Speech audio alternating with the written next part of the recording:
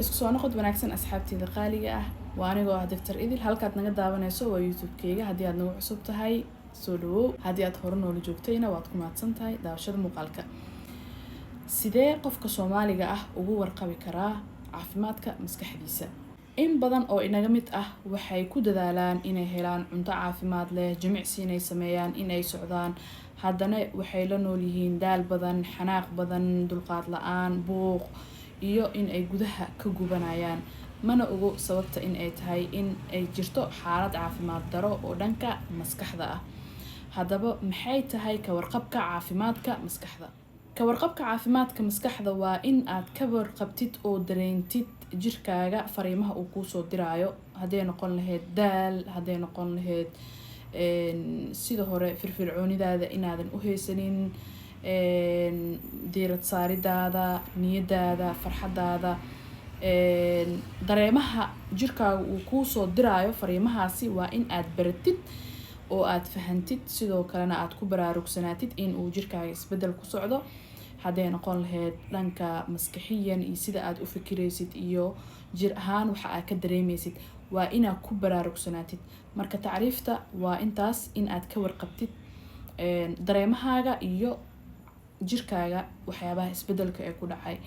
marka waxaa jiro calaamado badan oo lagu fahmayo in caafimaadka maskaxdaada uusan wanaagsaneyn calaamadahaasi waxaa number 1 ka ah daal joogto ah oo sabab la'aan ah subaxii inaad soo kacdid haddana aad dareemaysid daal badan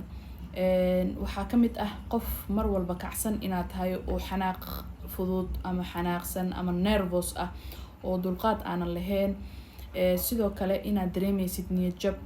iyo quus waxaa sidoo kale ka mid ah in aad dareemaysid kelinimo in aad rabtid inaad bulshada ka fogaatid oo keligaa ahaatid waxaa ka mid ah hurdadaada oo xun oo ama hurdo badan aad leedahay amaba hurdadaadu ay tahay mid kugu yar ama hurdo ay kaasoo dhaceynin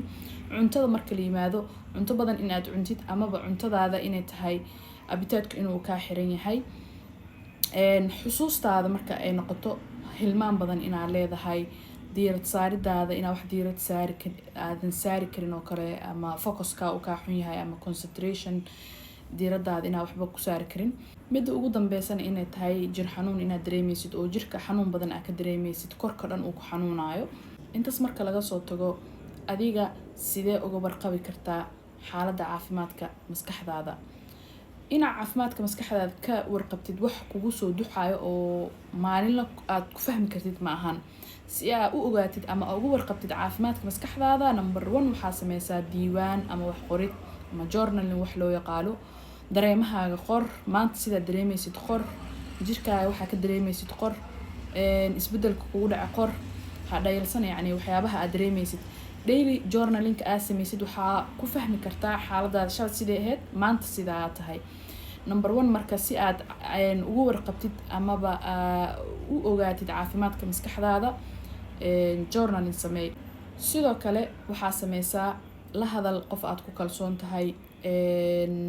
waxa aad dareemaysid isbedelada kugu soo kordhay qofkaas wuxuu noqon karaa qof la taliya caafimaadka maskaxda wuxuu noqon karaa dhakhtar aad ku kalsoon tahay oo xaaladaada fahmi karo wuxuu noqon karaa saaxiibka aad ku kalsoon tahay ama wuxuu noqon karaa qof psychologist ah oo fahmaya xaaladaada marka waxyaabaha kala hadlaysid waxaa waaye waxyaabaha isbedelka ah oo aad dareemaysid inaad ka hadashid waaye muhiimadeeda sidoo kale waxaa qortaa waxyaabaha ku farxad gelinayo waxyaabaha ku niyajibinayo shalay sidaa ahayd maxaa kaa bedelay su-aalo badan isweydii markaa qoraalka sameynaysid journalinka haddii aad jeceshaha waxaa ku sameyn kartaa application oo journaling ah mobilka kusoo degso si xogtaada sukuurka ugu noqoto haddii kalena warqad ku qor kadibna gurigaaga meel fiican ka dhigo amaba buug sameyso marka waxaa muhiim ah inaad u fiirsatid isbedelada jirkaaga ku dhacayo iyo maskaxdaada ugu dambeyn waxaa kugula talinayaa markaa ogaatid kadib waxyaabaha isbedelka jirkaaga ku dhacay inaad fahamsan tahay amaba aad ku baraarugtid oo ogaatid in ay wax kaa khaldan yihiin maskax ahaan caafimaadkaaga u wanaagsaneen si alla sidaad ku ogow ama qofka la tasho ama adi is ogow ama qoraalka ku ogow maxaa kula gudboon inaad sameysid number 1 hadhayalsan xaaladaada. Hadhayalsan macnaheedu waxay tahay ha yareysan. haddaad dareemaysid daal badan ha yareysan, ha isdhihin daalka simple waaye waa ku gudbi karaa, wax waa qaban karaa, intaa socon karo waa soconaa, ha dhihin.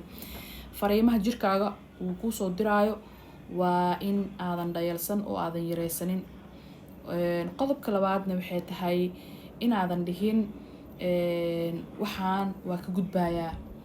waa adkeysanayaa. inaadan dhihin waa adkeysanayaa oo aa xal aa u raadisid.